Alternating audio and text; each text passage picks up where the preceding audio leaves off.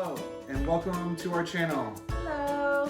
We are the Plant-Based Fam, and this is our second video. Please like and subscribe and share and tell all your friends, all that fun stuff. This video today is about our type 2 diabetes journey for me. So I am a type 2 diabetic. My awesome wife has been there to support me every step of the way. Earlier, even when we were talking about making this video, she said, we should tell them about when we got diabetes.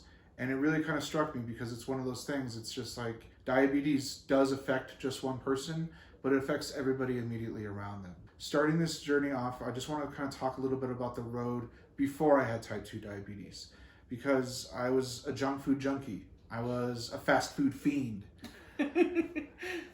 Exercise? What exercise? I'm naturally ripped. So I didn't care about my diet. I didn't care about exercising. I just kind of lived young, wild, and free. Just like a gazelle on the open road, just waiting for a type 2 diabetes truck to hit it.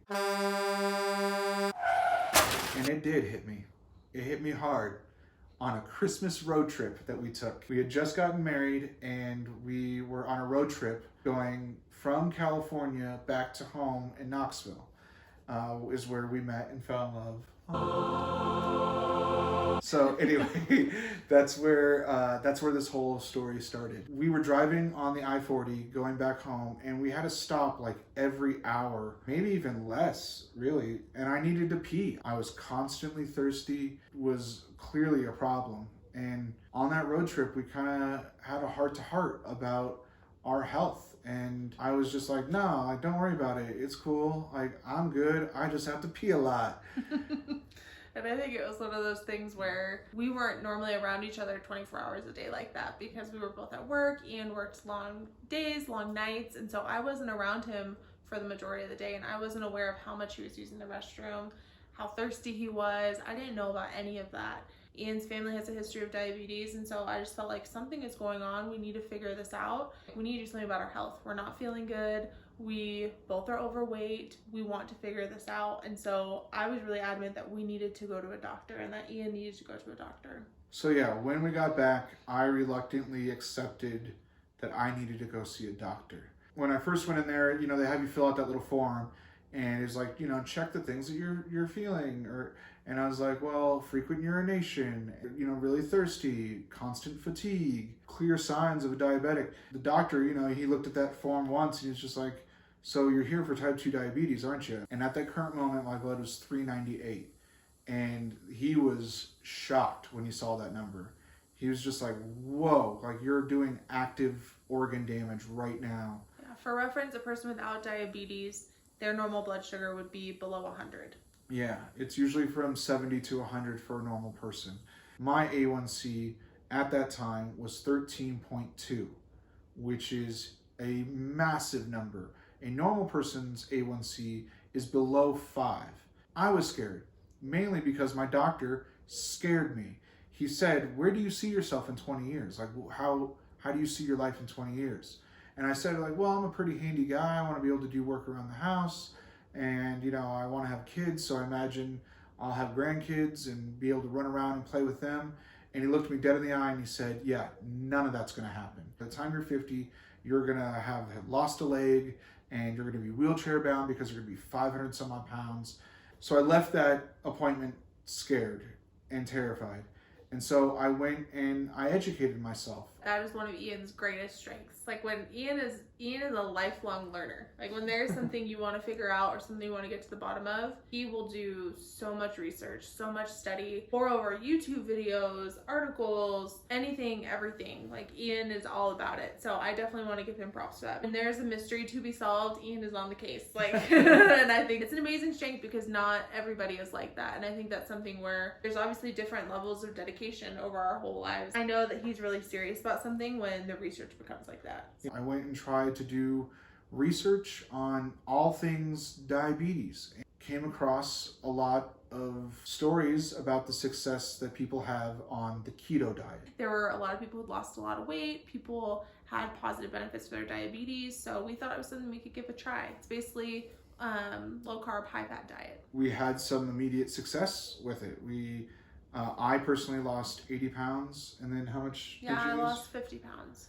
And we did that over about a 6-month period, which is great. But with that, there's a lot of sustainability issues with the keto diet. And over time, we started to see some of those. Me, I don't know, I want to speak for you, but for me, I couldn't poop. I was constipated constantly. It was a struggle. Like going to the bathroom was like a workout in itself. And we were already going to the gym 5 times a week, so it was too much. It was too much work. With just how rapid our weight loss was, I was losing a lot of hair. That's not necessarily tied to the keto diet, but it was a side effect, was I was just losing hair by the fistfuls, and that really freaked me out. In 2018, we did that diet from January to June, and then we moved to Utah. Tatiana started a new job, and I started grad school, and so there was a lot of our life just in fluctuation. So at my job, there was just tons of free food. So there was free lunches, free snacks, and then also I travel a lot for my job. So while I was traveling, I told myself basically, I don't want to have to limit myself. I want to be able to eat whatever I want, wherever I want.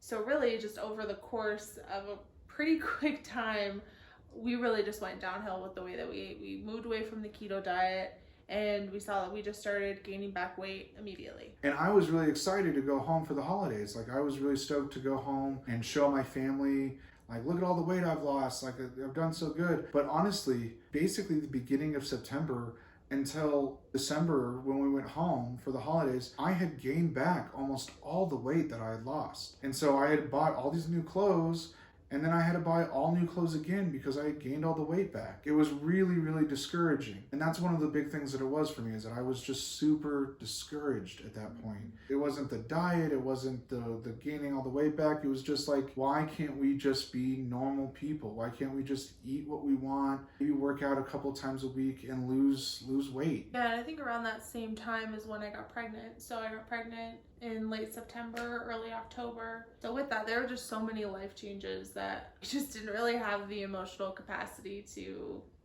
keep going at that point. With our life, we just went back to the way that we were. We gained back all of our weight. Ian's blood sugar went back up. His A1C went back up. Yeah, my A1C towards the beginning of 2019 was like a 7.9. You know, I went from a 13.2 down to a 5.8 up to a 7.9. And my doctor said to me, he's like, oh, as long as we keep it under 8, you're good. And I was kind of concerned. I was like, but I'm at 7.9. That's almost an 8. That's essentially an 8, right? So I was just kind of concerned that, you know, my visits with my doctor weren't necessarily going anywhere. It felt like it was always the same thing. Every 3 months, I dreaded going to the doctor's office because all it was just slap on the wrist, you're not doing the right thing, take these pills, see you later. And I think something that's really difficult too, that's not necessarily talked about with a lot of medications, is with the medications that Ian is taking, when you first began taking them, there were a lot of side effects. Yeah. There was like, your stomach was really upset for a while. You had difficulty with movement with your hands. Like, it wasn't just a quick fix, like, oh, you're having issues, take this medicine and you'll be 100%. He was not 100%. He struggled for a while. And I think that's one thing that is a major downfall with the medications. And one reason why we're really trying to work now to help you be medication free. I'm not trying to blame the doctors for any of this stuff. You know, I did this to myself. I didn't make sustainable, lasting changes in my life. I'm the one that's making these choices on a daily basis. It's not the doctor's fault in any way, shape, or form. So as he said, he would really dread his appointments, and especially in attempt number 2 of our vegan lifestyle, like we talked about in the last video, Ian had established with a plant-based doctor. And so it made his appointments with him even like more difficult after we went off the plant-based lifestyle, because the doctor would say, what are you doing? You know what you're supposed to be doing.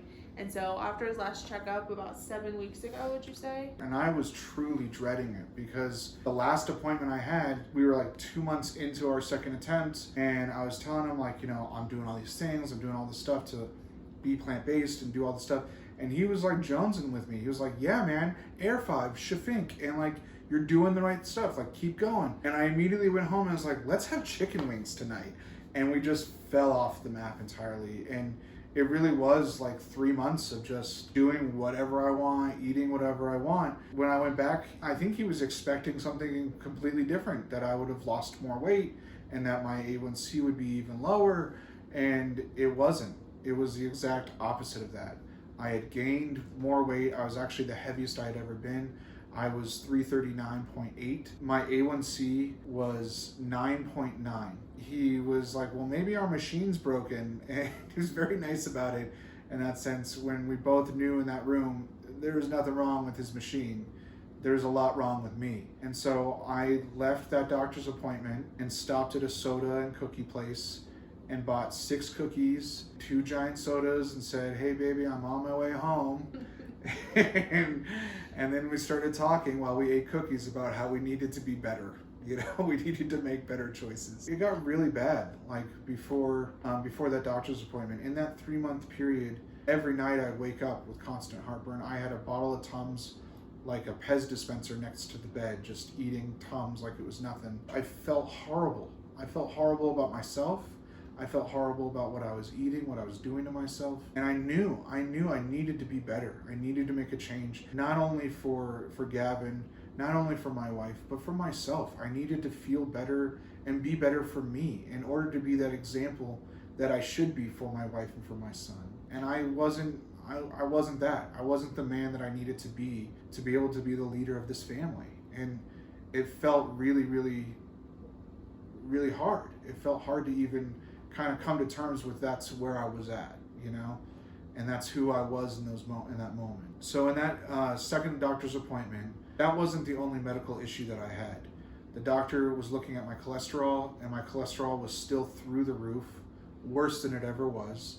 And so he upped all my cholesterol medication to where I was taking 2 times what I was taking before. And then I was also on high blood pressure medication, and that wasn't working. And so he upped all of that medication as well. And then I'm on another medication just to protect my kidneys from my medication. So I have all sorts of medications that I'm taking. That's kind of where I am now. That's not a good place to be. That's not where I want to be at all. For the last 6 weeks, we've been doing this whole food, plant-based diet, and we've been feeling the energy come back. 6 weeks ago, my blood sugar levels were averaging in the 230s. Now, my fasting glucose levels are in the 120s. I've had a couple of days under 110. I've had 2 days in the last 6 weeks. One was 109, one was 108. And that's great. That's fantastic. I can't wait to see the look on my doctor's face when I go back in there and be like, I made a big change, man. So over these past 6 weeks, now I've lost 17.4 pounds. Tatiana's lost I was a little over 20. a little over 20 pounds. And I feel amazing. And I feel like I'm on the path to reclaim my health. And that, I can't tell you how good that feels. It feels amazing to be able to be that example that I want to be and be that person that I want to be. That's it. That's where we're at. That's my type 2 diabetes journey. I have a lot of goals that I want to accomplish on this journey. The biggest one is to reverse my type 2 diabetes, because I now know that that's possible. And I want to eliminate all my medication needs. I just want to be healthy. I want to be happy. I want to be able to play with my son. I want to be able to be an example for my family. I just want to reclaim my health. And I feel like I'm on the journey to do it. So keep following along to follow our journey, see how we're doing. I'm excited to see where we go as a family. We're making big changes, all of us. I think we're seeing improvements for all of us. So follow along. We'll have more videos of our journey. But thanks for listening today to a little bit about how we've been navigating diabetes. Okay, bye.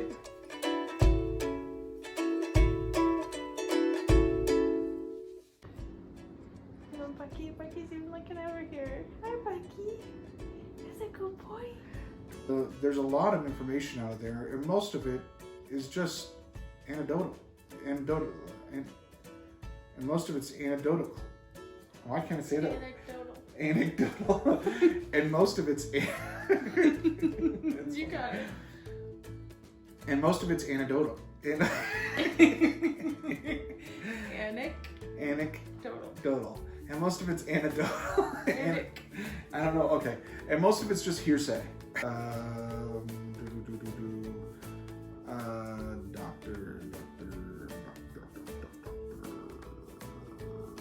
What do I want to talk about in this section again? What did you say? What is that phrase? A life gives you lemons, eat them. That's not the phrase. I know, that's the point. Just because you're vegan, so you eat lemons? Yeah, that's trying to make a vegan joke. I'm trying to make vegan jokes here, okay? I'm trying to be funny. Vegan joke funny. What'd you say? Wanna be your hero, baby. I wanna kiss away the pain. No. I wanna be an international cornhole sensation.